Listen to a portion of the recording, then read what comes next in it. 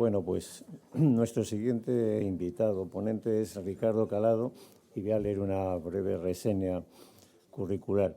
Ricardo Calado es doctor en Biología desde el año 2005 por la Facultad de Ciencias de la Universidad de Lisboa. Actualmente investigador principal con agregasado en la Universidad de Aveiro, donde desarrolla investigación independiente sobre el crecimiento azul sostenible, especialmente en las áreas de ecología marina aplicada, acuicultura sostenible y biotecnología marina. Es autor de más de 250 publicaciones científicas, ha publicado también 12 capítulos de libros y coeditor de 5 libros. Es coeditor jefe de Aquaculture, Fish and Fisheries y editor asociado del Journal of the World Aquaculture Society. Y asimismo es responsable de la infraestructura CEPAN Ecomar de la Universidad de Aveiro, en donde lidera el grupo de investigación de biotecnología marina y acuicultura del laboratorio asociado CESAM. Cuando quieras, Ricardo. Gracias, Julio. Bueno, buenos días a todos. Voy a hablar en portuñol porque he tenido clases con Paulo Futre, en donde creo que todo está bien. Antes de más, muchas gracias por invitarme a estar aquí. Es un placer estar aquí con vosotros, rever amigos, hacer nuevas parcerías también. Hablar de acuacultura multitrófica integrada y la utilización de macrófitas y invertebrados. Quien quiera saber un poco más sobre lo que faço, ahora toda nuestra vida está en las redes sociales, en la internet, entonces es muy fácil de encontrarme. Estoy afiliado con la Universidad de Aveiro desde 2008. He hecho mi grado y mi doctorado en la Universidad de Lisboa. Y hace un par de años más sigo trabajando con muchos temas diferentes, pero la acuicultura multitrófica integrada creo que es una área muy interesante y de mucho futuro, y creo que hay mucho por hacer. Estoy en el grupo de acuicultura marina y biotecnología del CESAM, que es la unidad de investigación donde trabajo. También sigo asociado con el laboratorio portugués para la biotecnología azul. Y también tenemos nuestras redes sociales. Ahora, si no estás en Facebook y Twitter y todo más, no existe, entonces que nuestro grupo está muy activo también, promoviendo. Bueno, para vosotros que no conocéis Aveiro, eso es Aveiro, la Venecia de Portugal, o como la gente de Aveiro les gusta decir, que Venecia es el Aveiro de Italia. Entonces, si no la conocéis, estáis invitados porque es precioso. Este es nuestro campus. Incluso yo creo que la ría de Aveiro, nuestra laguna, es mismo el sal del mundo. Es un local muy bonito y muy bueno para hacer trabajar. Cuando he cambiado mi vida de Lisboa a Aveiro, entonces que todo te suena más interesante en la vida, porque cuando vives en una gran ciudad no te das cuenta de cómo es loca tu vida, y después vas a una ciudad más pequeña, todo es mucho más interesante. Bueno, el campus principal de la Universidad de Aveiro está en la ciudad, cerca de la laguna, pero tenemos otras unidades deslocalizadas, y una de ellas es Ecomar, que es donde nosotros hacemos nuestra experimentación relacionada con esta temática de acuicultura multitrófica integrada. Ecomar es una iniciativa conjunta de la Universidad de Aveiro, el Puerto de Aveiro y también el municipio de Illavo, que es un municipio cerca de Aveiro. Somos considerados como una infraestructura modelo por la Unión Europea de la categoría cinza, verde, azul. El cinza porque estamos en un puerto, el verde porque es una zona protegida, y el azul porque trabajamos con las temáticas de biotecnología azul. Aquí podéis mirar nuestra unidad. Tenemos 2 unidades que os voy a hablar más adelante. Hay aquí una tercera unidad más pequeña, que es una antigua depuradora que está cerrada hace 10 años, y ahora con el plan de recuperación y resiliencia en Portugal tenemos millones de euros para convertirla en la tercera unidad de Ecomar. Esta nueva unidad va a trabajar con las temáticas de microalgas, macroalgas y bivalves, especies de bajo nivel trófico, y también con la trazabilidad de origen geográfica de los productos de la pesca y de la acuicultura, que yo creo que es muy importante para añadir valor a lo que se produce, a lo que se pesca. Somos un centro muy reciente. Hemos empezado oficialmente en 2017. Tenemos aquí nuestro presidente inaugurando las instalaciones y mirando nuestro tanque de arrecife. Eso es nuestro nuestro día en nuestro despacho. No está mal para hacer trabajar. No tenemos vista al mar, pero tenemos vista a la ría. Estamos cerca del puerto de pesca costera. Es una zona muy buena para trabajar. Aquí pueden mirar una pequeña embarcación que están pescando berberecho con una arte de pesca muy típica de la laguna, que se llama una cabrita, y están cabritando. Es así que se llama esa arte de pesca, de colectar berberecho. Entonces, en Ecomar tenemos una unidad donde se trabaja con la recuperación de la vida marina salvaje, donde hacen el salvamiento de aves marinas, delfines, tortugas, todo más. Y la unidad donde estoy yo trabajando y que sigo coordinando durante los próximos 2-3 años más. Trabajamos entonces con las temáticas más de acuicultura, de biotecnología marina. Habíamos estado envolvidos en un proyecto piloto en Portugal para evaluar la producción de salmón en aguas portuguesas también. Nos quedamos con los salmones en nuestros tanques. Es increíble, es un pez que crece de forma espectacular.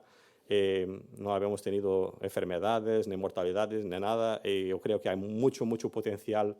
A primera impresión parece que no hace mucho sentido hacer salmón en nuestras aguas, pero cuando empiezas a estudiar el tema, y yo al principio también era un poco escéptico, y vas a percibir que el salmón tiene su óptimo de crecimiento a los 15 grados de temperatura, bueno, entonces que tal vez haya algunas soluciones tecnológicas que puedes implementarla para incluso poderlo hacer en nuestro mar y cambiar por completo el paradigma de producción de salmón en Europa. A los noruegos no le hace daño porque son ellos que tienen el capital para invertir en Portugal y tal vez en España, entonces que te parecerá más barato de investir aquí que hacerlo en Noruega, entonces que para ellos es win-win. Bueno, estas son nuestras instalaciones más recientes para trabajarmos con la temática de la acuicultura multitrófica integrada. El proyecto Aquamin, habíamos construido 8 sistemas RAS para testar en ambiente más controlado diferentes modelos de producción de acuicultura multitrófica integrada, también nuevos modelos de bioseguridad. Es muy importante trabajar en parcería con empresas, pero hay cierto tipo de investigaciones que no lo puedes hacer en una empresa y tienes de hacerlo con este tipo de condiciones. Y también es utilizado para demostrar tecnología. Yo creo que es muy importante que los centros de conocimiento, las universidades, demuestren su tecnología a una escala piloto donde el empresario pueda mirarla y más fácilmente entender cómo puede aplicarla en su propia empresa. Entonces, eso es una mezcla de centros de demostración y centro piloto también de investigación. Seguimos trabajando con muchas temáticas diferentes. Una de las temáticas con que yo siempre he trabajado son especies marinas ornamentales para muchas utilizaciones, el Nemo, Dory y todo más, pero producimos corales para descubrir nuevas drugas, por ejemplo. También estamos desarrollando nuevas mezclas de sal sintético para producir agua marina para que puedas trabajar con especies marinas donde quiera que sea. Utilizamos las ostras que se mueren en la laguna para desarrollar rocas artificiales y crear una alternativa a las rocas que se usan en los acuarios. Tenemos aquí un nudibranquio, una pequeñita babosa que cada una cuesta 30 euros y nosotros tenemos más de 50.000 en stock ahora. Y el problema es convencer a mi estudiante de doctorado que no las puede vender y tiene primero de hacer su doctorado y hacer los experimentos. Es una lucha diaria. Bueno, después de todo esto, tenemos muy buenas instalaciones para seguir trabajando muchas temáticas diferentes de acuicultura, pero hoy vamos a hablar de acuicultura multitrófica integrada, que es muchas veces vendida como una solución cuasi milagrosa para todos los males de la acuicultura. Y bueno, a los ingleses se dicen, when something looks too good to be true, it's probably too good to be true. La acuicultura multitrófica integrada es un poco así. Tiene mucho potencial, pero a ver si lo conseguimos a concretizar. Conceptualmente hace mucho sentido, porque lo que necesitas es de poner especies de diferentes niveles tróficos en un sistema productivo donde puedes garantir que no vas a desperdiciar los nutrientes que el productor ha pagado por 100%. Y yo creo que esa es la medida de llamar la atención de los productores acuícolas. No es tanto por la bioremediación o lo de lo ambiente, porque la gente ya sigue respetando la legislación. La están libertando muy fluente, pero dentro de los parámetros legales. Yo creo que lo que hace cambiar la manera de mirar la producción tradicional que se hace es cuando vas a comprar una saca de pienso, vas a pagar 100% de esos nutrientes. pero solamente vas a utilizar un 60% o 70%. Si te quitaban al inicio, no lo deberías aceptar. Entonces, ¿por qué lo aceptas durante el ciclo productivo? Yo creo que esa es la mensaje que los académicos tienen de pasar a los productores acuícolas. Y claro, hay beneficios, pero también hay cosas menos buenas. Como decía, conceptualmente hace todo el sentido que se defienda, que se haga la apología del IMTA, sobre todo cuando tienes producciones monoespecíficas muy intensivas, donde hay un desperdicio mucho grande de nutrientes. Pero es un modelo productivo complejo, donde tienes de mantener equilibrios que no son mucho fáciles de mantener. Y después, si tienes un productor que es muy bueno a hacer pescado o a hacer langostinos, bueno, él no es un experto en algas, no es un experto en mejillones, no es un experto en gusanos, no es un experto en halófitas. ¿Cómo vaya a dominar todas esas técnicas? Porque su principal enfoque es producir el pescado, producir los langostinos. Entonces, crear un modelo de acuicultura multitrófica integrada que sea eficaz y, encima de todo, rentable desde el punto de vista económico, es un desafío muy grande. Yo creo que ainda estamos empezando y por veces hay muchas soluciones interesantes que no se desarrollan porque la gente pone un montón de dinero antes que la tecnología esté a punto y se mata la tecnología o se mata la iniciativa. Y yo creo que aquí con la acuicultura multitrófica integrada tenemos de tener esa visión. Yo creo que esta imagen es muy ilustrativa. Para mí, acuicultura multitrófica integrada es eso. Tienes un desafío muy grande, que es hacer acuicultura, y después vais a añadir camadas de complejidad con la acuicultura multitrófica integrada. Y es muy fácil que esto no vaya a correr bien, que alguien va a partir una pierna o algo así. Entonces, tienes de tener muy presente cuando haces la decisión de voy a hacer una producción de acuicultura multitrófica integrada, voy a empezar ese desafío. Y claro, hay las pequeñitas cosas que nadie te vaya a decir y lo vas a descubrir cuando lo empiezas a desarrollar. Por ejemplo, en una acuicultura monoespecífica, intensiva, puedes responder más fácilmente al mercado. Si el mercado te demanda más pescado o más langostinos, tú puedes producir más y aprovechar esa oportunidad. Pero si tienes un sistema de acuicultura multitrófica integrada y el mercado te demanda más macroalgas, ¿qué vas a hacer? ¿Vas a añadir más pienso para que tienes más nutrientes desperdiciados para producir más algas? Si te demandan más mejillones, ¿cómo lo vas a aumentar? Entonces, es un sistema que no es tan plástico, digamos así, del punto de vista del negocio. Y eso es algo que por veces los académicos más biológicos se olvidan. Acuicultura es un negocio.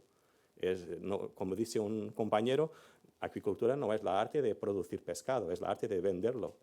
Porque si no, no tienes negocio, no tienes empresa. Y después hay otro desafío muy grande, que es las cadenas de valor de las diferentes especies producidas en acuicultura multitrófica integrada están desacopladas, están desconexas. Quien te vaya a comprar el pescado no es la misma gente que te vaya a comprar las algas, no son los mismos que te van a comprar los gusanos, y por ahí. Entonces, es toda una diferente visión del punto de vista de negocio que el productor tiene de tener. Y al final del día va a decir, perdón, es casi hizo. Va a decir, nuestro paraíso, voy a seguir haciendo como siempre lo ha hecho, hacer pescado, hacer langostinos, porque eso es lo que sé hacer. Entonces, por veces, tienes Maestre Yoda a dar sus sabios consejos, y yo creo que acuicultura multitrófica integrada, por veces, tienes la combinación de teoría y de práctica. Entonces, en teoría se dice que alguien sabe todo, pero nada vaya a funcionar, nada vaya a marchar.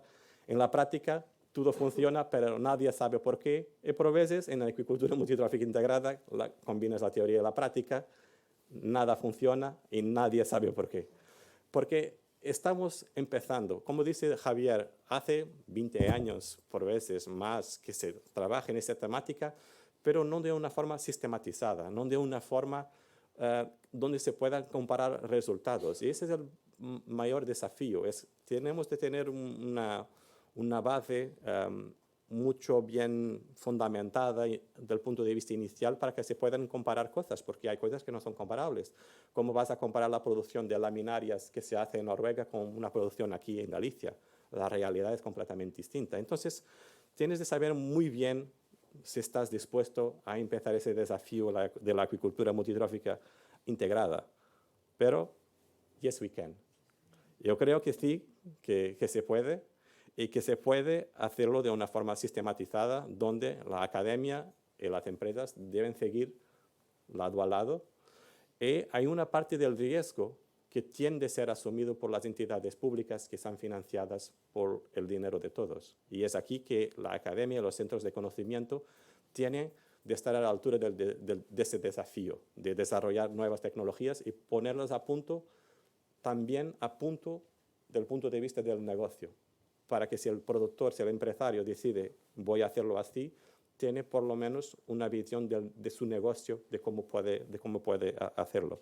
Y entonces el primer desafío será retirar de la agua, del efluente, de los tanques de producción de pescado, de langostinos, la materia orgánica particulada. Ese será el primer paso.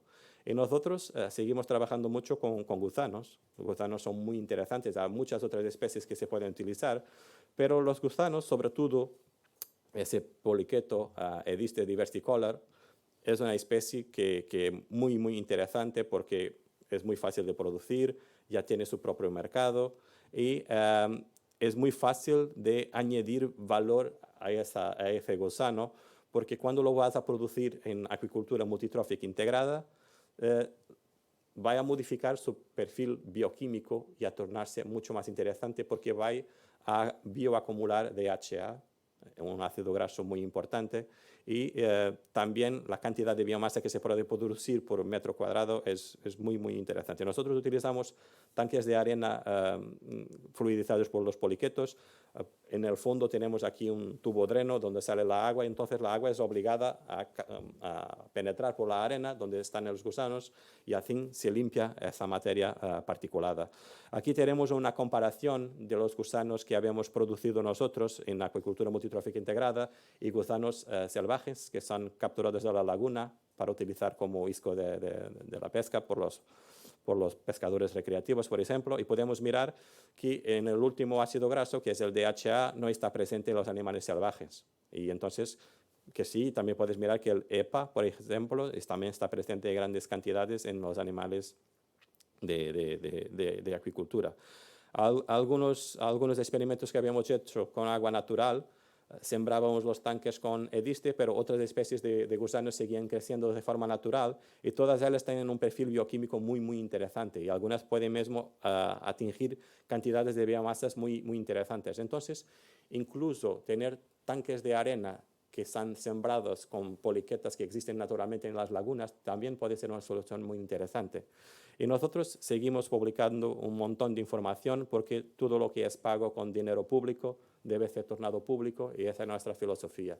Por tanto, si algún de vosotros no consigue acceder a esos artículos científicos, me envía un correo, teré muy gusto en partilhar con vosotros. Más recientemente seguimos trabajando también con ascidias, con tunicados.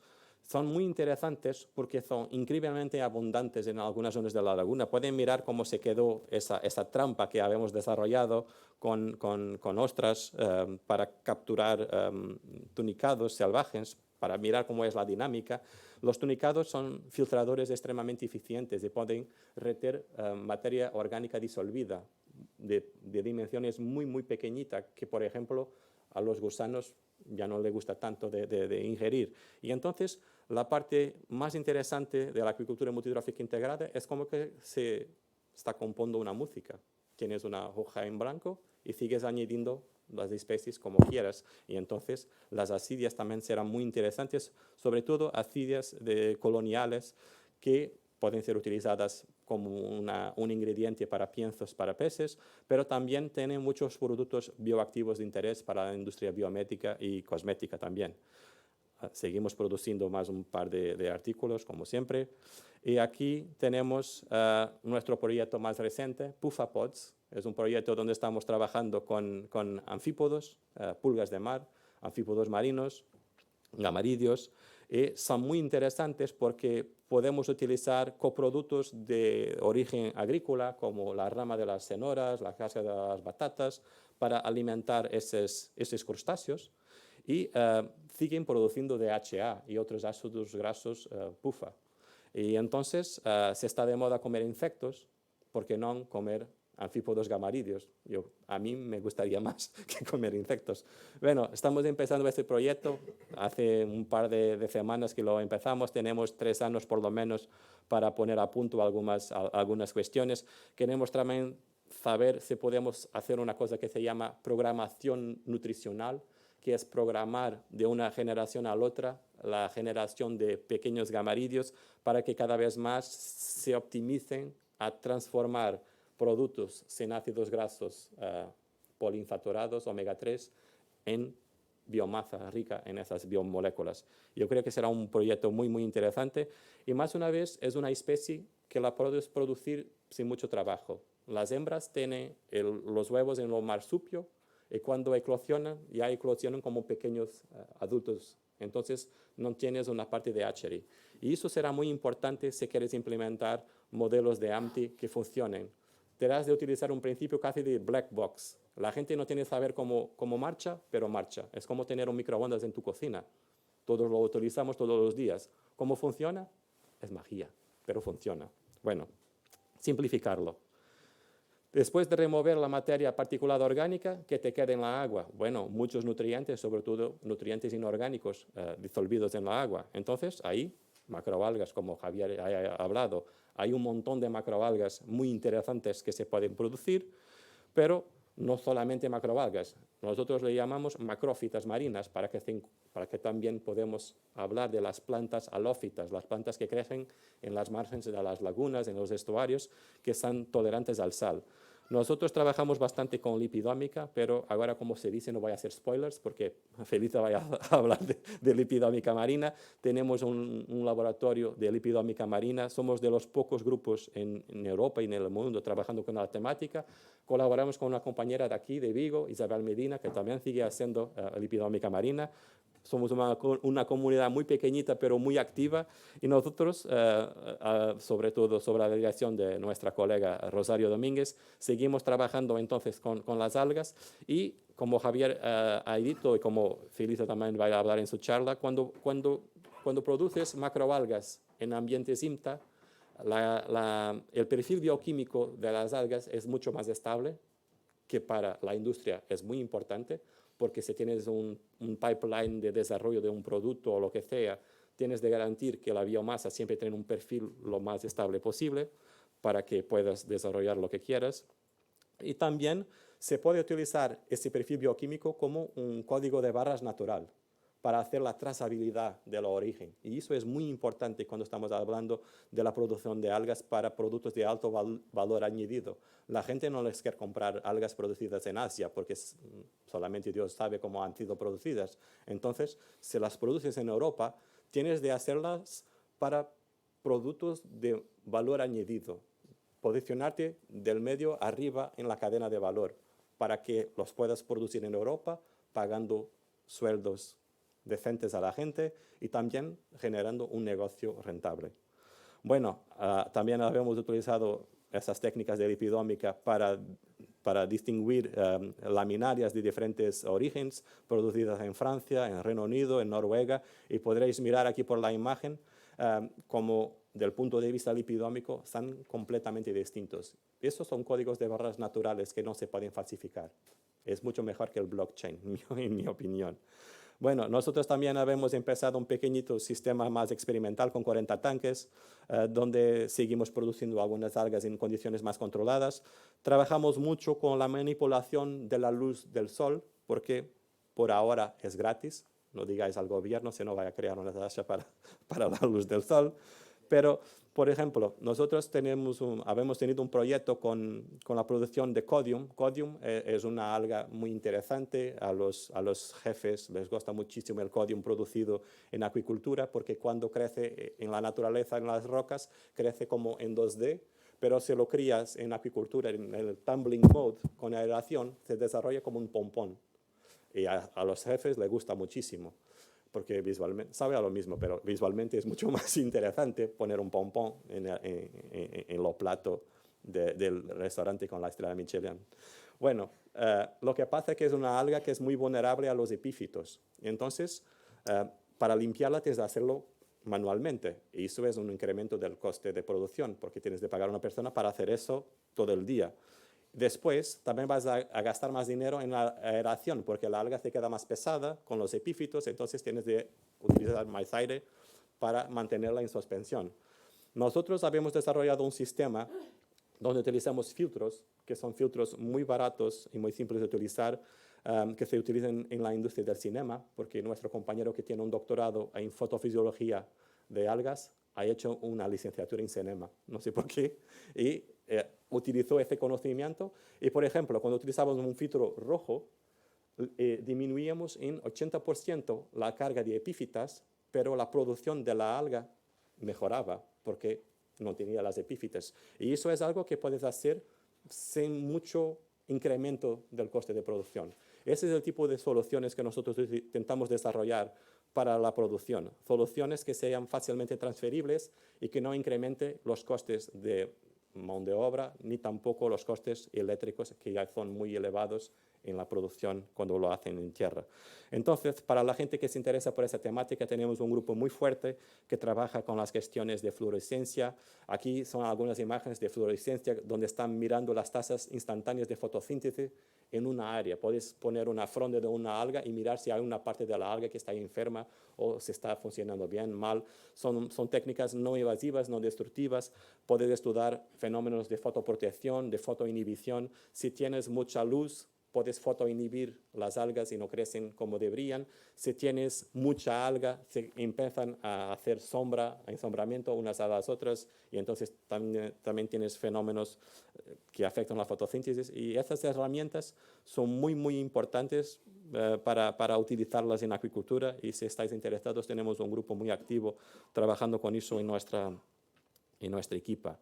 Bueno, seguimos produciendo nuestros resultados siempre, y ahora, plantas halófitas, que para mí tiene un potencial tremendo. Las plantas halófitas están dentro de la categoría de los super veggies o marine veggies, que ahora están mucho de moda. Toda la gente le gusta cosas nuevas, cosas que sean buenas para la salud. Y el ciudadano siempre tiene la percepción que si es marino es bueno para mi salud. Es una regla que casi siempre está cierta, pero creo que hay mucho para mejorar y mucho para incrementar. Aquí tenéis algunas especies que existen en nuestra laguna, hay muchas más en el sur de la península, hay otras diferentes más al norte. Hay una variedad riquísima, y Javier también los conoce muy bien, de plantas halófitas que tienen mucho potencial para consumo humano. Aquí algunas imágenes de un experimento que habíamos hecho con una planta que se llama Alimione portulacoides. En portugués se llama gramata branca. La planta salvaje tiene una textura un poco dura, tiene de ser cocida al vapor para que se puedan comer las hojas, pero cuando las habíamos propagado aquí, en este caso en aquaponía, y habíamos utilizado un tipo de iluminación diferente, se quedó como que, Felisa, tens que me ajudar, como se diz agrião agrião, sabes dizer agrião? En inglés es seacrest. En portugués se llama agrião. Es algo que se usa en las ensaladas. ¿Cómo? Sí. Bueno, después voy a buscar en Google Traductor cómo se dice en español, pero la textura de la hoja se quedó muy, muy tenra, pero salada. Y entonces habíamos cambiado por completo el aspecto y el sabor de la planta salvaje. Y eso, para mí, es lo que tiene de mejor las plantas halófitas. Tiene mucho potencial para que cambies. La misma especie puede tener un montón de texturas, sabores diferentes, y eso desde el punto de vista del negocio es muy, muy interesante. También habíamos hecho la caracterización nutricional de las hojas, la habíamos experimentado, es muy, muy buena. La puedes comer cruda, la puedes cocinar, tiene mucho potencial, y el sal que tiene es mucho más saludable para la salud que el sal refinado que nosotros ingerimos. Aquí, más una vez, la manipulación del tipo de luz, muy interesante. Los resultados que habíamos obtenido con luz LED azul han sido impresionantes desde el punto de vista de generación de biomasa, y también cómo la propia planta ha cambiado. Y después es preciso saber, ¿y la gente les gusta? ¿Están dispuestos a pagar?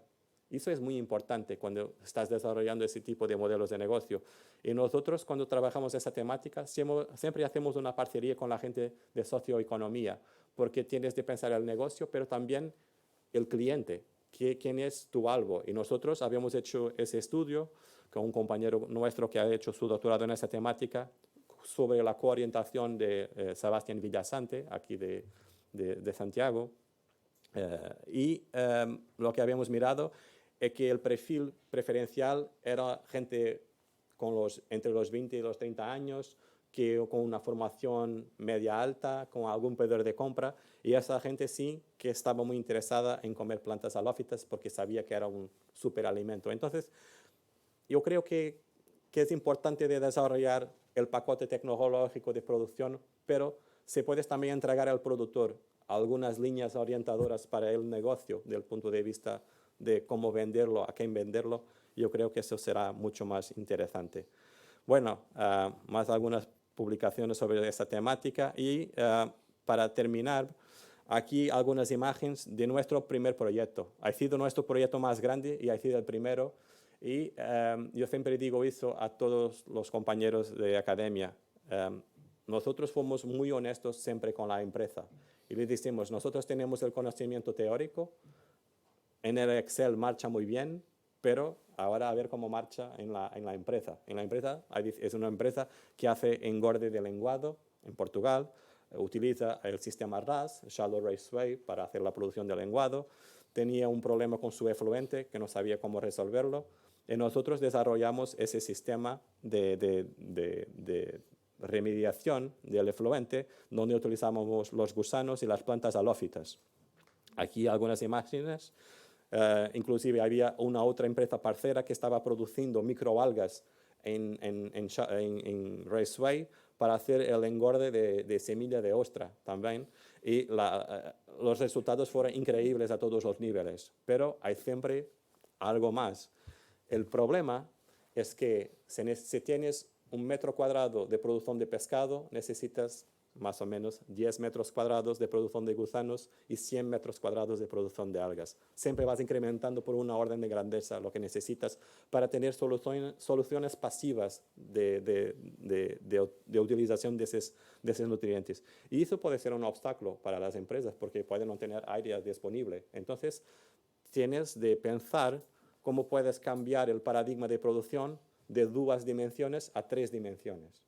Estaba hablando antes de empezar esta charla que, por ejemplo, en Portugal tenemos ahora una empresa que está haciendo la producción de almeja, tiene su hatchery en Nazaré y hace el engorde en Lagos, en el Algarve. Lo que están haciendo es que están produciendo en la columna de agua. Y esto cambia por completo el paradigma de producción de almeja, porque no necesitas de tenerla en la arena, la puedes producir en long lines, como se hace con los scallops o como hace con los mejillones. Eso permite hacer el scaling up del modelo de negocio y atraer muchos millones de euros de investimiento.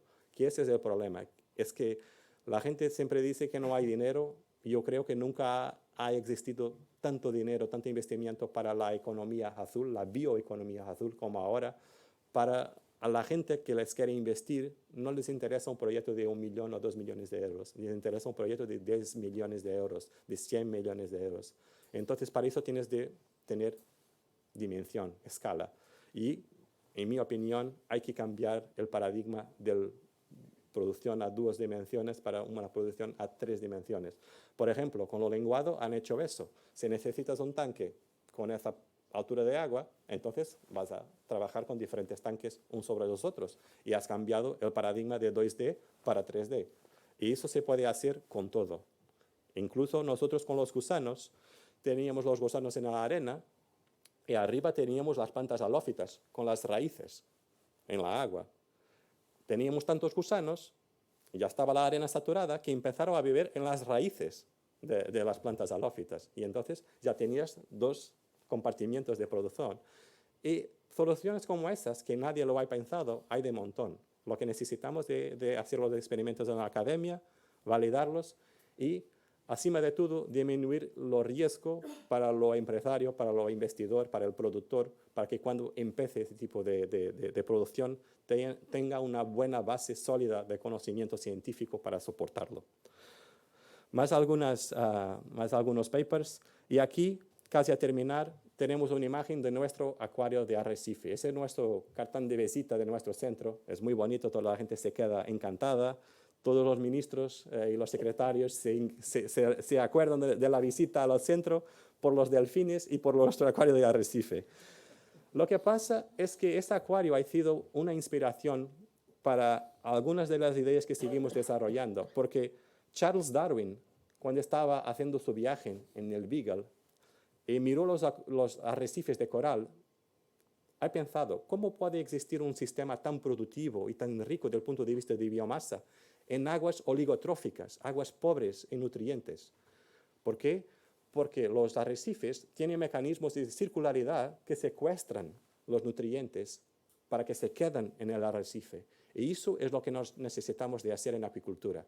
El nuevo modelo productivo acuícola, que tiene de ser un modelo multitrófico, tiene de tener esos loops de nutrientes para que secuestren todos los nutrientes que nosotros añadimos al sistema productivo sobre la forma de los piensos, para que se queden en el sistema sobre la forma de biomasa y no se pierdan al medio envolvente, impactando negativamente el medio ambiente. Bueno, esta es nuestra equipa, yo soy apenas un de ellos. Tenemos una política muy agresiva de reclutamiento, pueden ver a varios niños aquí en nuestra equipa. Y bueno, para terminar, os dejo con una imagen de nuestro logotipo vivo. Somos la única universidad en el mundo con un logotipo vivo que los pez payaso, los Nemos, han adoptado como su casa. Gracias por vuestra atención.